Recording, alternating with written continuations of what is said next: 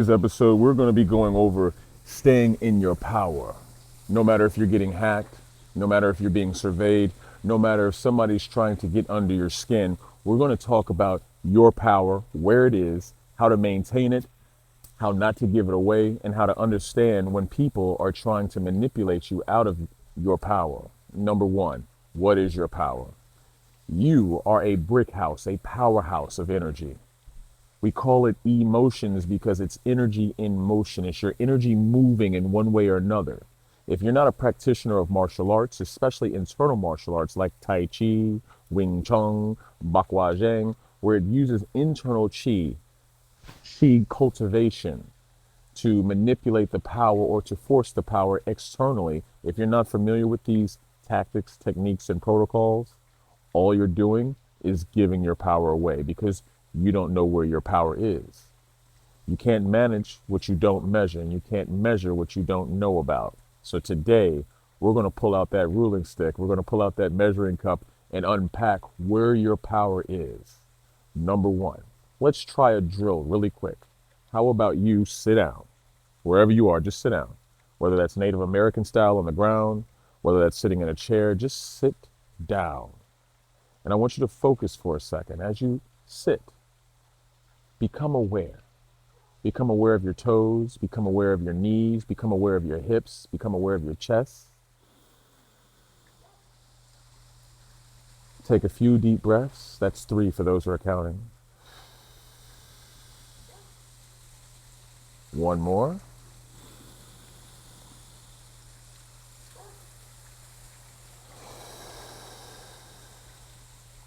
One more.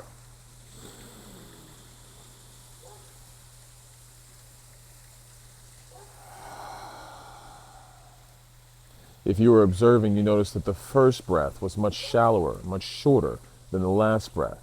One thing that you can't do when you're really focused on your breathing is focus on other things. Whether that was the previous sentence that I was communicating, whether it was the dogs barking, whether it's the mistake that I made on the articulation of the dogs being barked, you can't focus on those things when you're focused on breathing. A big misconception is that you can focus on a multitude of things at a multitude of times. Multitasking, those are illusions. You just process different ideas, thoughts, and situations at a faster rate, and then you multiplex into another one. But when you're breathing deeply, when you're doing a 10-second inhale and you're sitting down,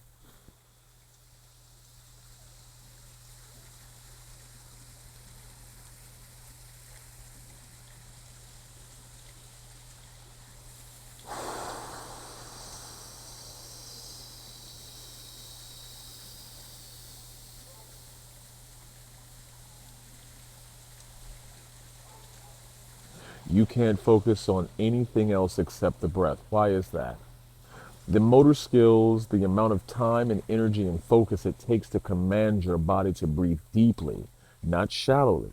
When you breathe shallow, that's the 99% of the people around you. They're breathing out in through their nose and out through their mouth, or their mouth breathers, because they are in a constant state of panic. They are in a reptilian state of thinking. Reptilian, you have 3 brains. You have your mammalian brain, your neo-mammalian brain, and your reptilian brain. These systems inside of these screens, inside of these algorithms, want you to stay into your reptilian brain. It wants you to think fight or flight. It doesn't want to give you the whole cornucopia of options that you have to negotiate the situation in front of you, whether or not you can understand that you need to stay in your power and sit still, that you don't need to use any energy and any motion. A lot of you are codependent upon your physical power when that's only 1/15 of the total amount of power that you have. Your emotional IQ is one of the most powerful things that you have around you. When you understand that, you can understand why people want to take it from you. The reason why people leverage using emotional IQ type teasers or engagements is because they find you intimidating, number one. Number two, they understand your weakness because that's what people do. When you expose a weakness to somebody, especially if they don't have your genuine heart at mind, they exploit it.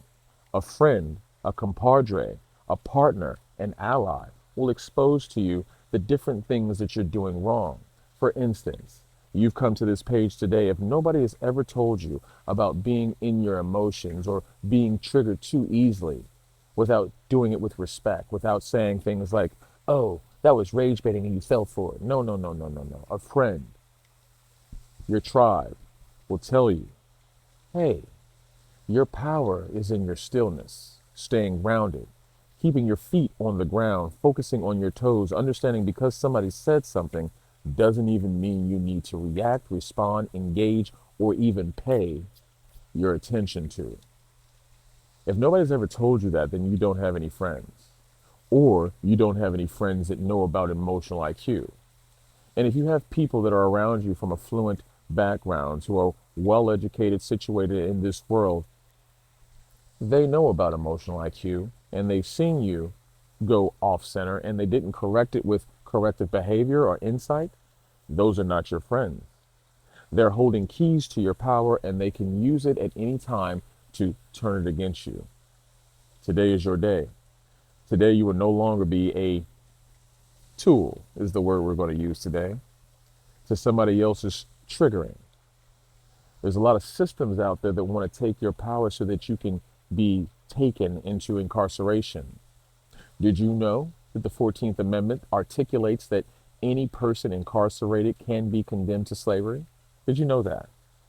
So, for those people who want to perpetuate that narrative, if you will, of slavery in America, you need to understand that getting inside of your emotions, making you triggered, showing you posts on Instagram and Facebook that will get you excited and get you divided, are only preparing your mind like a ticking time bomb to go into a fight or flight mode, to make you react and punch somebody because you couldn't control your emotions. Listen, I'm coming to you right now with a lot of decorum, a lot of poise, a lot of restraint, only because I'm aware when I go into my meditations. But natively, some people experience a lot more day-to-day challenges of their emotional IQ than others. And when you're aware of that, you can just put on your armor and say, I'm ready for it. But when you're not aware of it and you're just rope-a-dope and you're just throwing out your energy and barking at every bite and taking a control of every jab that comes at you, then you get tired. And other people know that. A lot of people know that. A lot of lower vibrational entities that want to manipulate your energies understand how to get within your synergy and take it away from you. And the reason why, you don't rob an empty bank.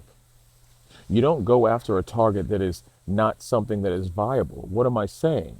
I'm saying that the only reason people attack you is because they know your power. The people that are undergoing any kind of continuous barrage of stimulation, they understand that you're powerful and they don't want you to know how much power you have. So they'll never educate you about your emotional IQ. So what are some tactics, techniques, and protocols to maintain your emotional IQ and your calm? We're sitting down. Count your feet. You only have 2. Count your toes. As you count your toes, I want you to remember, focus on placing your fingers, your toes, your energy into the tips. That's the only thing you need to focus on. From the pinky to that one next to the pinky. I'm not a doctor. The one next to that, I'm actually doing it as we speak. Focus on that. While somebody's engaging you, take a deep breath. Count to 5 on the inhale. As you're doing that, figure out where your toes are. And what happens is you start to remove your presence from that engagement with that person and divert your attention into things that matter.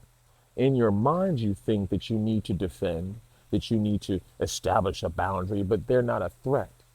And the worst thing they could do is ever cross a line by touching you, because then you have the ability, or you have artifacts of evidence if you're recording, which you should. If somebody's really trying to trigger you, one thing you can do just to find your center is to pull out your phone and put it on record. Let them know that you're recording, because things change when they know they're being observed. Be calm. Never engage in the fuckery that's afoot. Let the clowns have the circus. Continue to breathe. It looks weird. Why are you breathing in the middle of an argument? I'm not arguing. That's them. They're bothered by my energy and my presence and my strength. I'm breathing. Did you want to discuss anything else? Them, they seem to be bothered, not us. Angels fly because they take themselves lightly. I want you to remember that on your journey. You have a great, fantastic, blessed, and abundant night. And if you haven't joined the tribe, if you haven't engaged us, we're here. This is your message. Oh, yeah.